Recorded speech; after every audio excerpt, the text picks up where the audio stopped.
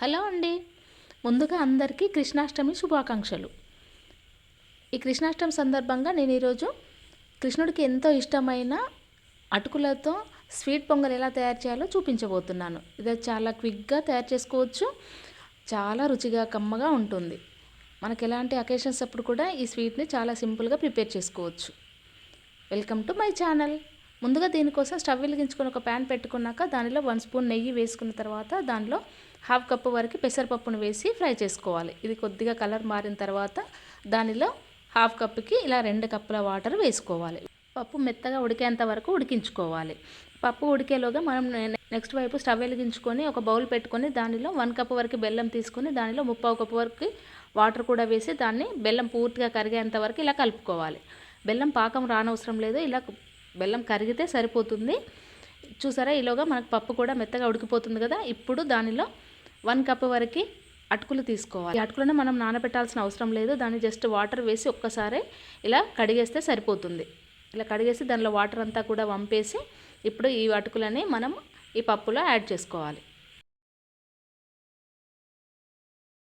ఇలా అటుకులు కూడా వేసిన తర్వాత పప్పు అటుకులు కూడా ఒకసారి అంతా కలుపుకోవాలి. అటుకులు అనేవి ఉడకడం కోసం ఎక్కువగా టైం పట్టదు, ఈజీగా ఉడికిపోతుంది కాబట్టి. చూసారా, మనకు అటుకులు కూడా 2 నిమిషాల్లో ఇలా మెత్తగా అయిపోయాయి.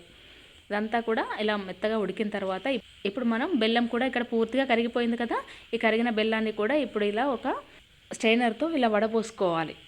ఎందుకంటే దాంట్లో ఏమైనా డస్ట్ ఉన్నా కూడా ఇలా పోతుంది కాబట్టి దాంట్లో ఇలా వడగట్టుకున్న తర్వాత అంతా కూడా ఒకసారి బాగా కలుపుకోవాలి. ఇప్పుడు మనం నెక్స్ట్ వైపు డ్రై ఫ్రూట్స్ని ఫ్రై చేసుకోవాలి. వెలిగించుకొని ఒక ప్యాన్ పెట్టుకొని దానిలో 1 స్పూన్ వరకు నెయ్యిని వేసి కొద్దిగా జీడిపప్పు అలాగే కొద్దిగా కిస్మిస్ కూడా వేసుకొని ఈ విధంగా వాటిని ఫ్రై చేసుకోవాలి. ఇలా ఫ్రై చేసి ఆ నేతితో పాటు దానిలో యాడ్ చేసుకొని కలిపినట్లయితే మనకు వేడివేడిగా ఇక్కడ స్వీట్ అనేది రెడీ అయిపోతుంది. దానిలో చివరగా దానిలో కొద్దిగా 1 స్పూన్ వరకు ఇలాచి పౌడర్ కూడా యాడ్ చేసుకొని మరొక్కసారి కలుపుకున్నట్లయితే మనకి వేడివేడిగా అటుకులతో స్వీట్ పొంగల్ అనేది రెడీ అయిపోతుంది. ఇది మనకి ఎలాంటి పండగలప్పుడైనా లేదంటే మనం ఇంట్లో స్వీట్గా క్విక్గా ప్రిపేర్ చేసుకోవాలన్నప్పుడు కూడా దీన్ని ఈజీగా ప్రిపేర్ చేసుకోవచ్చు. ఈ కృష్ణాష్టమికి మాత్రం ఇలా అటుకులతో స్వీట్ పొంగల్ తయారు చేసి నైవేద్యంగా పెట్టుకోవచ్చు.